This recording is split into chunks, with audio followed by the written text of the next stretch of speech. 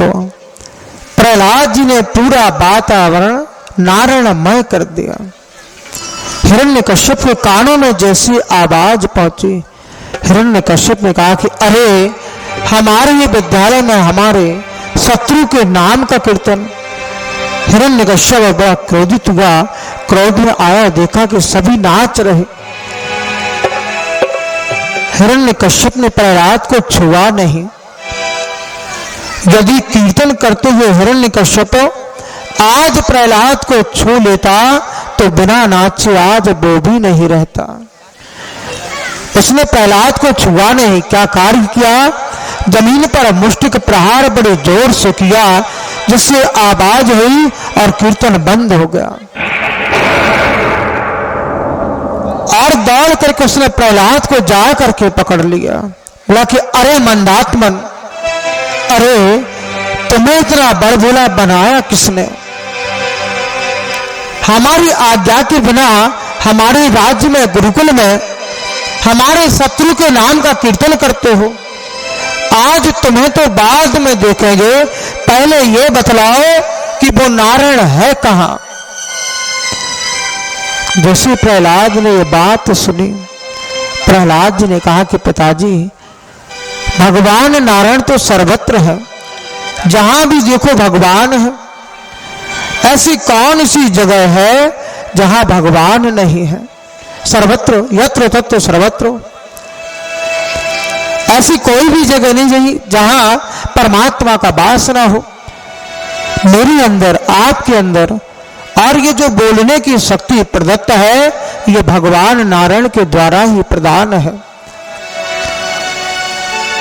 हिरण्यकश्यप क्रोधित हुआ, बोला कि अरे पहले ये तो बताओ कि नारायण है कहां? तो अचानक प्रहलाद के मुख से निकल गया कि इस खंबे में है। और जैसे ये मुख से निकला कि इस खंबे में है, बोले अच्छा। प्रहलाद ने कहा कि हाँ, हमें दिखाई देते हैं। हिरण्यकश्यप ने कहा तुमसे बाद में निपटेंगे, पहले नारायण को ही देख ले। और क्या कार्य किया?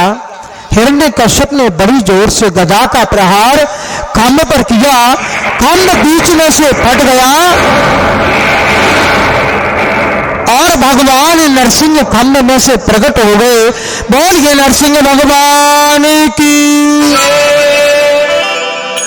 बड़ी ही जोर से रंभ करते हैं नरसिंह भगवान। बड़ी बड़ी दाढ़ी, बड़ी बड़ी भुजाएं, हाथ में तलवार लिए हुए नरसिंह भगवान। आधा रूप मनुष्य का है, आधा रूप शेर का है। ऐसे नरसिंह भगवान जैसे प्रकट हो गए। एक बार तो हिरण्यकश्यप भी देख करके डर गया, फिर उठ करके गदा को हाथ में लिया। अब नरसिंह भगवान ने सोचा कि इसे मारे तो मारे कैसे, ऐसे तो इसे मार नहीं सकते क्योंकि वरदान प्राप्त है। तो युद्ध करते करते जैसे ही गोधूली की बेला आई, भगवान ने दौड़ करके हिरण्यकश्यप को पकड़ लिया और दरवाजे के बीच में बैठ करके अपनी जंघाओं पर डाल लिया। और भगवान ने कहा कि अब हम तुम्हें मारेंगे। हिरण्यकश्यप मुस्कुराए, बोला कि अरे कैसे मारोगे, हमें कोई नहीं मार सकता, हमने ब्रह्मा जी से वरदान प्राप्त किए हैं। भगवान ने कहा कि क्या मांगा है तुमने ब्रह्मा से? तुमने जितने भी वरदान मांगे आज उन सबको हमने पूरा कर दिया। हिरण्यकश्यप ने कहा कि मैंने पहला वरदान मांगा था कि ना दिन में मरूं ना रात में मरूं।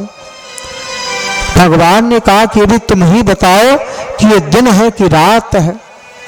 हिरण्यकश्यप ने देखा और बोला कि अरे ना तो ये दिन है और ना ही रात है, ये तो गोधूली की बेला है, दोनों है और दोनों ही नहीं।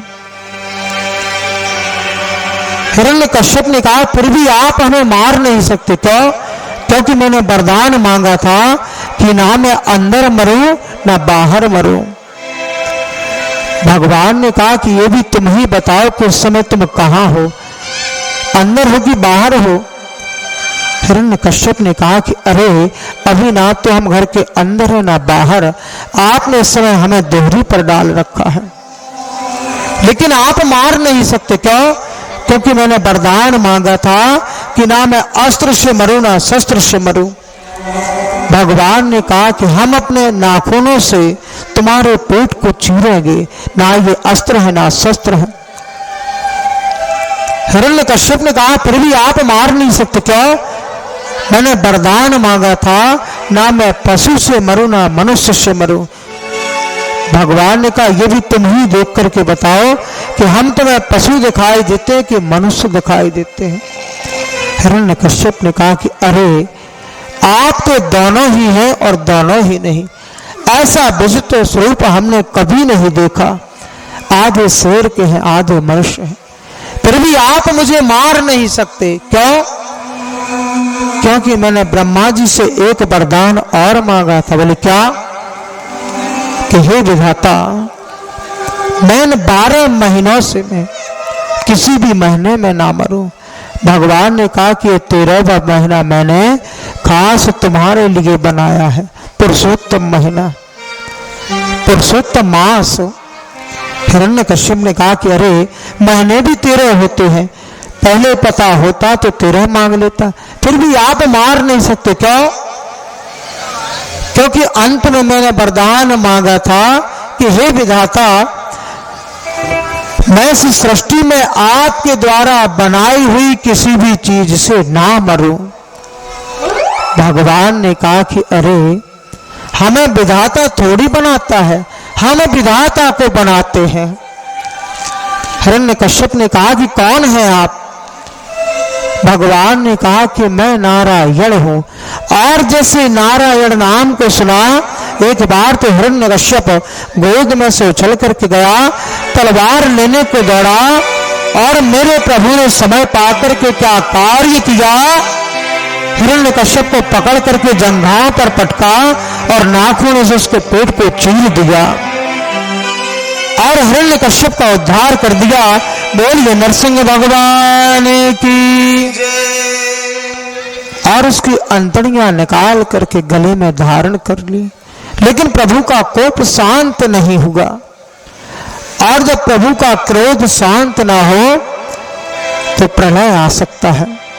बड़ी सुंदर देवताओं ने स्तुति की, लेकिन भगवान का क्रोध शांत नहीं हो रहा। देवता दौड़े दौड़े लक्ष्मी जी के पास में गए कि शायद मां लक्ष्मी स्वरूपा आकर के मनाने का प्रयास करें तो भगवान का क्रोध शांत हो जाए। माता लक्ष्मी ने कहा कि आप चिंता ना करें, पहली बात तो यह है कि भगवान को क्रोध नहीं आता, यदि क्रोध में होगी तो चलो चल करके हम मना लेते हैं। अब लक्ष्मी जी को क्या मालूम कि यहाँ भगवान अपना विचित्र स्वरूप बब्बर शेर का लिए बैठे हैं। और जैसे माँ लक्ष्मी पधारी और माँ लक्ष्मी को आते ही देखा भगवान ने बड़ी जोर से हम आरंभ करने लगे। और जैसे माता लक्ष्मी ने देखा, बोले अरे ये भगवान नारायण नहीं, ये तो कोई बब्बर शेर है। और वहां से ऐसी भागी कि दूसरी सांस बैकुंठ में जाकर के ली। नारद जी ने कहा चाहे लक्ष्मी जी मनाए देवता स्तुति करें, जब तक प्रहलाद जी नहीं आते तब तक भगवान का क्रोध शांत नहीं होगा। प्रहलाद जी ने जाकर के बड़ी सुंदर स्तुति की कि कहाँ मैं अधम नीच राक्षस जाति में उत्पन्न और कहाँ प्रभु आप, केवल मेरी छोटी सी बात की रक्षा करने के लिए आप खंबे में से प्रकट हो गए। आप भक्तों की बात की निष्ठा की पूर्ति किस भाव से करते हैं, आज ये हमने जाना। बड़ी सुंदर प्रहलाद जी ने स्तुति की। भगवान ने कहा कि वरदान मांगो। प्रहलाद ने कहा कि हे प्रभु क्या वरदान मांगे? जो वरद हस्त भगवान शिव के सर पर नहीं पहुंचा, ब्रह्मा जी को नहीं मिला, संत ऋषियों को नहीं मिलता, वह आज आपने वरद हस्त हमारे सर पर रख दिया, और हमें क्या चाहिए? भगवान ने कहा कि कोई वरदान तो मांगो। प्रहलाद जी ने कहा वरदान देना ही है तो एक ही दे दो। क्या? कि मेरे पिता महाराज ने आपकी बड़ी निंदा की है, आप केवल इतनी कृपा करें कि उनकी कोई दुर्गति ना हो गए। भगवान मुस्कुराए और बोले कि प्रहलाद, तुम्हारे जैसा बालक जिस कुल में जन्म लेता है वह अपनी 3 कुलों की 21 पीढ़ियों का उद्धार करता है। मातृपक्ष, पितृपक्ष और ससुर पक्ष, 7 पीढ़ियों का उद्धार करता है। 7 पीढ़ी मातृपक्ष की अर्थात मामा, 7 पितृपक्ष पिता और 7 ससुर पक्ष। और तुम्हारे ही कारण तो आज हमने तुम्हारे पिता को अपनी गोद में रखा और बहुत सा आशीर्वाद दिया प्रहलाद जी को, और भगवान अपने धाम को पहुंचे। श्री सुखदेव जी कहते कि प्रहलाद जी ने बहुत समय तक राज्य को भोगा, इसके बाद में भगवान के धाम से सुंदर विमान आया और भगवान के धाम को पहुंचे प्रहलाद जी। श्री सुखदेव जी कहते परीक्षित, हम भगवान को याद नहीं करते, ऐसी कोई बात नहीं, याद तो करते हैं। कब करते हैं? जब हम संकट में होते हैं, हमारे ऊपर किसी प्रकार का कोई दुख होता है, तब हम परमात्मा को याद करते हैं। दुख में सुमिरन सब करें, सुख में करे न कोई, जो सुख में सुमिरन करे सो दुख काहे को हो। परमात्मा की याद सुख में ज्यादा करो। यदि सुख में परमात्मा को याद करेंगे तो दुख आएगा ही क्यों। लेकिन याद कब करते हैं?